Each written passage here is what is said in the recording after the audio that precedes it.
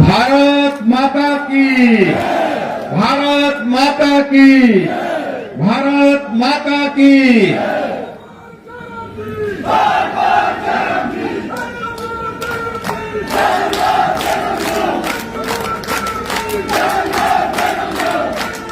आज के इस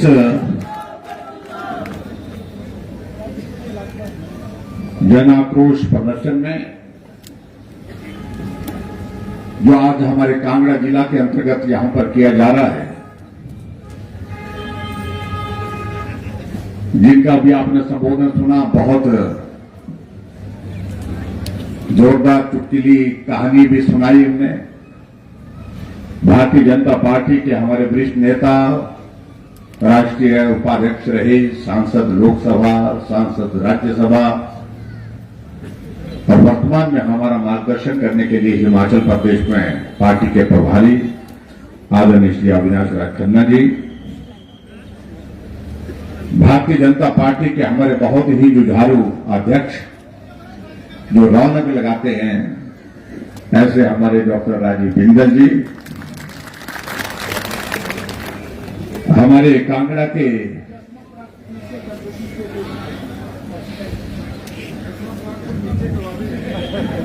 नहीं, जसवंत रायपुर तो ऊपर है, सिर्फ तख्ती नीचे की है थोड़ी। कांगड़ा लोकसभा क्षेत्र के हमारे प्रभारी, हमारे वरिष्ठ साथी, गोला के विधायक भाई विपिन सिंह परमार जी, पूर्व मंत्री और वर्तमान में लोकप्रिय विधायक भाई विक्रम ठाकुर जी, हमारे बीच में लोकप्रिय विधायक श्री पवन काजल जी, पूर्व में मंत्री रही सरवीन चौधरी जी, पूर्व में मंत्री श्री रविंद्र रवि जी, श्री राकेश ठानिया जी, पार्टी के हमारे प्रदेश के महामंत्री त्रिलोक कपूर जी, पार्टी के हमारे साथी और विधायक श्री रणवीर निक्का जी, पार्टी के हमारे साथी संजय गुलेरिया जी, संदीप शर्मा जी, राजीव भारद्वाज जी, राकेश जी, युवा मोर्चा के अध्यक्ष तिलक राज जी, पूर्व विधायक अरुण नेहरा जी, पूर्व विधायक रवि धीमान जी, मुल्कराज प्रेमी जी, पार्टी के हमारे साथी हरिदत्त शर्मा जी, संजय शर्मा जी, पूर्व विधायक अर्जुन ठाकुर जी, भाई अनिल जी, राकेश चौधरी जी, विशाल नेहरी जी जो पूर्व विधायक है, रमेश राणा जी, पार्टी के हमारे मंडल के सभी पदाधिकारी, जिला के पदाधिकारी, उपस्थित सभी भाइयों बहनों, पत्रकार मित्रों, मैं क्षमा चाहूंगा, बहुत सारे नाम छूट भी करेंगे। हम चौधरी सुखराम जी, इनके लिए मुझे लगता है ताली बजाने की आवश्यकता है, क्योंकि दूर से आए हैं, वो उस कोने से आए हैं और इस कोने में पहुंचे हैं। सुखराम चौधरी जी भी हमारे बीच में हैं।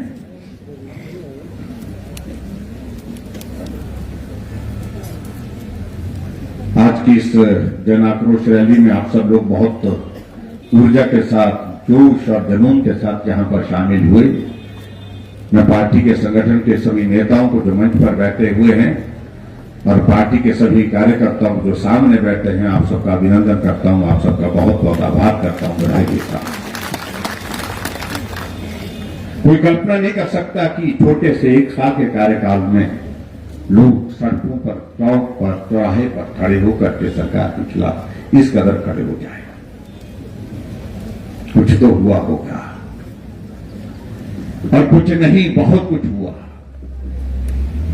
जो गलत हुआ, उसके खिलाफ आवाज उठाना हमारा दायित्व है। और आज मैं देख रहा था कि कुछ दिन पहले 12 तारीख को, जिस दिन सरकार का, सुखू जी की सरकार का 1 साल का कार्यकाल पूरा हुआ, वही पुलिस ग्राउंड जहां उन्होंने सरकारी सभा की, और आज वही सरकारी ग्राउंड 18 तारीख को जहां आक्रोश रैली की शुरुआत हुई।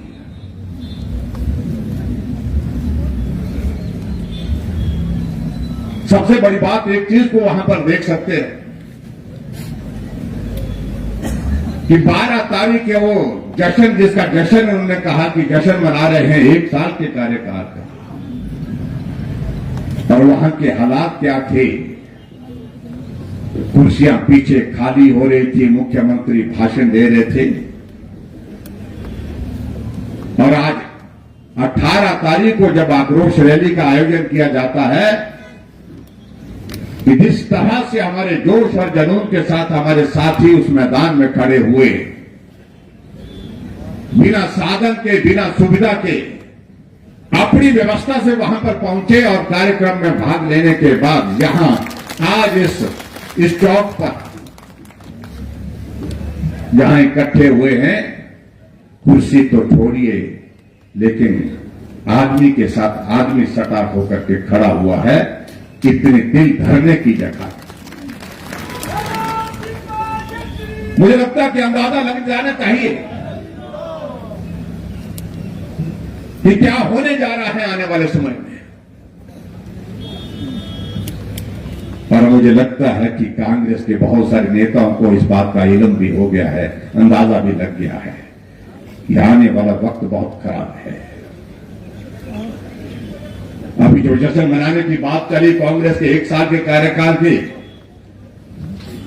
कांग्रेस के कुछ नेताओं ने कहा कि जश्न मनाए तो मनाए किस बात का, काम तो एक नहीं हुआ। लेकिन फिर भी जोर से कहा कि जश्न मनाना है, इसलिए मनाना है, नहीं तो बोलेंगे कि कांग्रेस वालों ने स्वीकार कर लिया कि कुछ नहीं हुआ इसलिए नहीं मनाया। जश्न मनाने की तैयारी हुई, सरकारी अमला जोड़ा गया, सरकारी तंबू लगाया गया, सरकारी गाड़ियों में लाने का इंतजाम किया गया, और झूठ बोल करके जो पार्टी सत्ता में आई, झूठी गारंटियों के सहारे 1 साल पूरा होने पर भी लोगों के साथ झूठ बोला गया। राहुल गांधी आएंगे, प्रियंका गांधी आएंगी।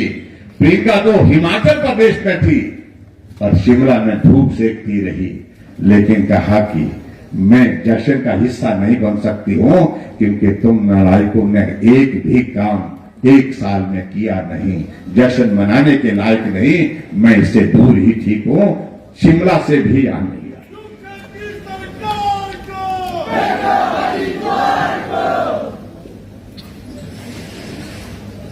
लोग इस बात को लेकर के हैरान थे कि जश्न की बात कही जा रही है।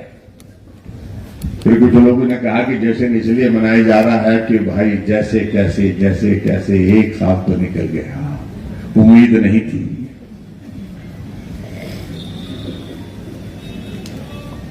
और आज जो हालात पूरे प्रदेश भर में बने, आज हम इस बात को पूछ रहे हैं इस आक्रोश रैली में कि जश्न किस बात का, ये समझाइए तो सही। क्या इस बात का जश्न मनाया गया कि हिमाचल प्रदेश में आपने 1 साल के कार्यकाल में 1500 से ज्यादा संस्थान जो चले हुए संस्थान थे उन पर ताला लगा दिया? क्या इस बात का जश्न मनाया? क्या इस बात का जश्न मनाया जा रहा है कि हिमाचल प्रदेश में 500 से ज्यादा लोगों की त्रासदी में जिंदगी चले गई?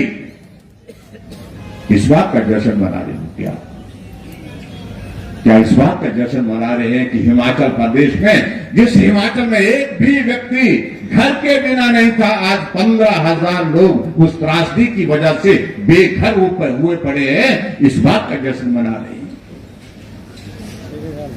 आप इस बात का जश्न मना रहे हैं जहां आपने वादा किया था कैबिनेट की पहली बैठक में पहला निर्णय होगा कि माताओं को, बहनों को 1500 रुपए, 1500 रुपए खाते में आना शुरू हो जाएंगे। एक भी महिला के खाते में 1 रुपए नहीं आया। इस बात का जश्न मना रहे हैं क्या इस बात का जश्न मना रहे थे? आपने हिमाचल प्रदेश में कहा कि 5 साल में 5 लाख नौकरियां, 1 साल में 1 लाख नौकरियां और कैबिनेट की पहली बैठक में निकाल दी जाएंगी। नौकरी तो एक नहीं मिली, लेकिन हिमाचल प्रदेश के 10,000 से ज्यादा आउटसोर्स में लगे हुए कर्मचारी नौकरियों से निकाल दिए गए। 7 महीने से तनख्वाह नहीं, बिना साइन के चेक था। डॉक्टर साहब बोले, आखिर कितना झूठ बोलोगे? और ऐसे हालात में आपके सामने परिस्थिति इस प्रदेश की है भाई और बहन।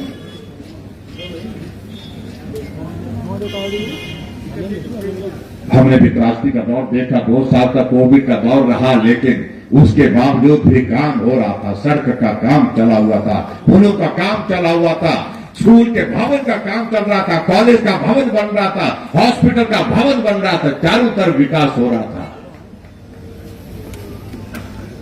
लेकिन आज चारों तरफ बंद, सब कुछ बंद। आप हिमाचल प्रदेश में हालात देख रहे हैं।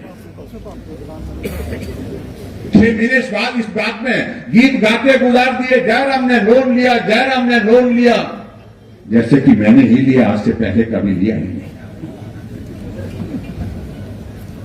जयराम ने इतने 17,000 करोड़ रुपए का ऋण हमारे ऊपर चढ़ा दिया, जैसे कि वो जब 2017 में उनकी सरकार गई थी, वीरभद्र सिंह जी सत्ता से बहाल हुए थे, उस वक्त हमको जो है वो नो ड्यूज सर्टिफिकेट दे करके गए थे। 50,000 करोड़ रुपए का ऋण छोड़ करके गए थे हमारे ऊपर। 38,500 करोड़ रुपए की देनदारियां हमने अपनी सरकार के दौरान हमने उनकी अदा की। और फिर भी मैंने विनम्रता के साथ कहा, सुक्कू भाई, अगर जयराम से गलती हो गई है ऋण लेने की, तुम मत करिए, आप मत लीजिए ना। अगर जयराम ठाकुर ने ऋण लिया तो सड़कें बनी। हिमाचल के इतिहास में 5 साल का रिकॉर्ड भारतीय जनता पार्टी की पूर्व सरकार के नाम पर है, जहां 4,700 किलोमीटर सड़क हिमाचल प्रदेश में हमने बना करके दिया। कभी नहीं बनी इतनी लंबी सड़कें। लेकिन आप किस बात के लिए ऋण ले रहे हैं? काम तो बंद है। ऋण इसलिए ले रहे हैं, सीपीएस बनाती है। ऋण इसलिए लिया है कि एडवाइजर्स बनाती है, ओएसडी बनाती है। ऊपर वाली मंजिल में एडवाइजर अलग से है, नीचे वाली मंजिल में एडवाइजर अलग से। इस दरवाजे के उस तरफ जाते हैं तो वहां अलग एडवाइजर बैठे हैं। और ओएसडी तो इस कदर बना दिए कि मालूम नहीं, अब गिनती नहीं। हमने पूछा कांग्रेस के किसी नेता को कितने ओएसडी बोलते, पता नहीं, ये तो साहब को ही पूछो। ये तो हालात हिमाचल प्रदेश में है। और आज हिमाचल प्रदेश के एक कोने से दूसरे कोने तक जो है वो होर्डिंग लगे हैं, काम ढीले का नहीं हुआ। लेकिन दौर कौन सा? नया दौर, व्यवस्था परिवर्तन, व्यवस्था परिवर्तन। किस तरह की व्यवस्था को परिवर्तन कर रहे हैं? न आपकी पार्टी के लोग समझ पा रहे हैं, न आपकी पार्टी के नेता समझ पा रहे हैं इस व्यवस्था परिवर्तन के नारे को, और ना ही जनता समझ पा रही है, ना हम समझ पा रहे हैं।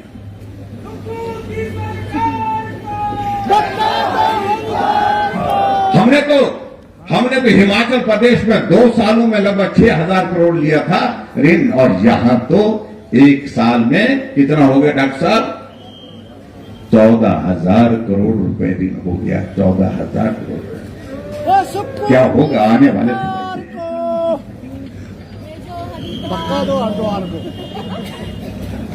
और बड़ा अजीब लगा मुझे इस बात को लेकर के हैरानी। अब मुख्यमंत्री बोल रहे थे अब कि हमने ये तो नहीं कहा था कि जो गारंटी दी हमने कि हम 1 साल में पूरा करेंगे, हमारे पास तो 5 साल है। भाई एक तो निकल गया, और जो 4 बचे हैं मालूम नहीं वो कैसे निकल जाएंगे, मालूम नहीं पड़ता है। और दूसरी बात मैं ये कहना चाहूंगा, आपने 5 साल का जिक्र नहीं कहा है, आपने तो एक बात कही है हमेशा कांग्रेस के नेताओं ने। क्या कही है? कांग्रेस की सरकार बनेगी, कैबिनेट की पहली बैठक में बहनों को 1,500 रुपए मिलेगा। कैबिनेट की पहली बैठक तो हो गई भाई। कहा कि कैबिनेट की पहली बैठक में 1 लाख नौकरियां निकाल दी जाएंगी, एक व्यक्ति को नौकरी नहीं मिलेगी।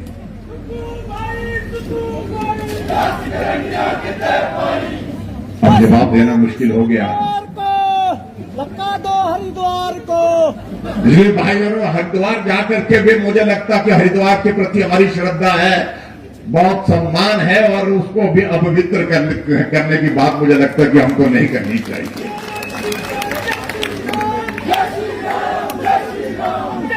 और वहां जाकर के भी पाप नहीं धुलेंगे। अभी हाल ही में एक सांसद महोदय के यहां से नोट निकले, मशीनें हाँफ गई, सारी मशीनें इकट्ठा कर दी, गिनती के लिए 4 दिन लगे। कितने निकले? 355 करोड़ निकले।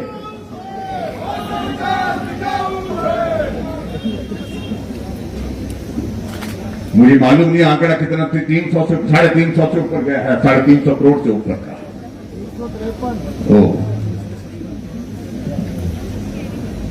और वो तब जब सत्ता में नहीं है। अगर सरकार में होते तो तब तो इनका आंकड़ा हजारों करोड़ का होता है। 86,000 करोड़ रुपए का, 76,000 करोड़ रुपए का, इस प्रकार के आंकड़े भ्रष्टाचार के होते। भाइयों बहनों, बहुत सारी बातें हैं जिन बातों का हम जिक्र कर सकते हैं, लेकिन मैं इस बात को जरूर कहना चाहता हूं, आप सबके यहां आपके समक्ष आज जरूर कहना चाहूंगा कि हिमाचल मिलकर के चलता है, मिलकर के आगे बढ़ता है। क्या कसूर इस कांगड़ा का, जहां 15 में से कितने विधायक कांग्रेस के हैं? 10 हैं।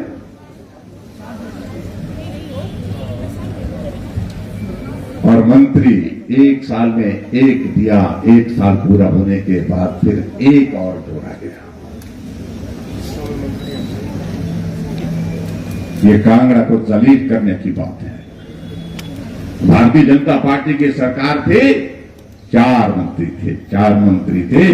कांगड़ा के सम्मान के प्रति जो है वो अनुरूप जो है वो हिस्सा दिया गया था सरकार में। और मुझे इस बात को लेकर के जो अभी नए मंत्री बने हैं, उन्होंने अभी स्टेटमेंट दी कि कांगड़ा का हिस्सा पूरा हो गया, कांगड़ा का शेयर पूरा हो गया। आपको तो हुआ होगा, लेकिन कांगड़ा का नहीं हुआ होगा। तो कांगड़ा को तो 2 मंत्री मिल गए, इधर मंडी वालों का हाल तो पूछो।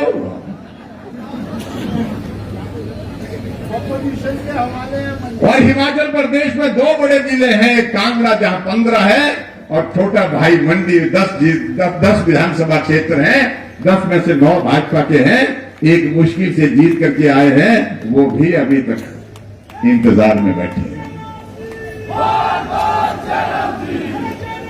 और जिस प्रकार से सारे काम को रोका जा रहा है, दुर्भावना के साथ व्यवहार किया जा रहा है, ये बर्दाश्त के योग्य नहीं है।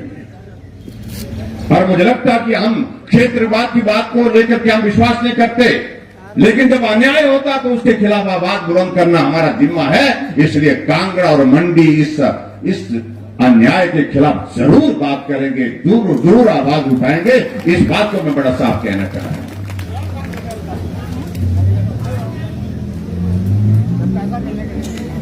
छोड़ डाल रहे थे कि अभी जिस दिन गिनती थी, वोट की गिनती थी, कितनी तारीख को गिनती थी?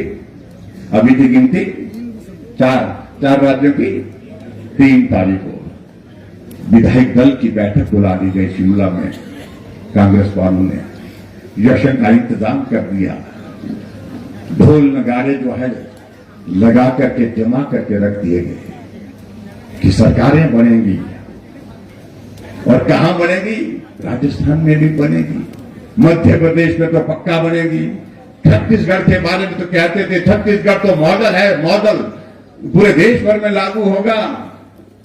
परिणाम निकला, शाम को विधायक दल की बैठक मातम में बदल गई। ढोल नगाड़े जो रखे गए थे, जो जश्न का सामान रखा गया था, गाड़ियों में भर करके वो भेज दिया गया। इस प्रकार की हालत कांग्रेस पार्टी की। और मैं आज बधाई देना चाहता हूं आदरणीय देश के यशस्वी प्रधानमंत्री नरेंद्र भाई मोदी जी को कि शानदार जीत आपने राजस्थान में हासिल की। और बहुत लंबे समय से 18 वर्षों से भाजपा की सरकार मध्य प्रदेश में, जहां कहा जा रहा था मुश्किल है, वहां फिर से भाजपा की सरकार बनी। और छत्तीसगढ़ मॉडल की बातें तो बहुत कही जाती थी, वो मॉडल ही फेल वहीं पर हो गया जहां से गारंटी की शुरू हुई थी, झूठी गारंटियों की शुरुआत हुई थी, वही गारंटियां दफन हो गई। और इस प्रकार से 3 बड़े राज्यों में भारतीय जनता पार्टी की सरकार बने, जिसके लिए मैं भाई नरेंद्र भाई मोदी जी को बधाई देता हूं और साथ साथ में हमारी पार्टी के राष्ट्रीय अध्यक्ष श्री जगत प्रकाश नड्डा जी को बहुत बहुत बधाई देता हूं कि उनके मार्गदर्शन में, उनके नेतृत्व में पार्टी को मजबूत किया गया और भाजपा की सरकारें बनी। और इसलिए भाई और बहनों, आने वाले समय में जहां लोकसभा के चुनाव के बारे में हम बात करते हैं कि मुझे लगता है कि साफ संदेश लोगों के दिल दिमाग में बैठ गया। ये देश की जरूरत, इस देश की जरूरत नरेंद्र भाई मोदी जी हैं। मजबूत नेतृत्व नरेंद्र मोदी जी दे सकते हैं। पृथ्वी पर नरेंद्र मोदी जी का परचम एक कोने से दूसरे कोने तक और यहां तक के चांद तक भारत पहुंचा, चंद्रयान का अभियान सफल हुआ। ऐसे में नरेंद्र मोदी जी आज पूरी दुनिया के सर्वप्रिय, सबसे लोकप्रिय नेता के रूप में है। 76% के साथ जो है शिखर पर नरेंद्र भाई मोदी जी हैं। इसके लिए मैं भाई नरेंद्र भाई मोदी जी को बहुत बहुत बधाई देता हूं।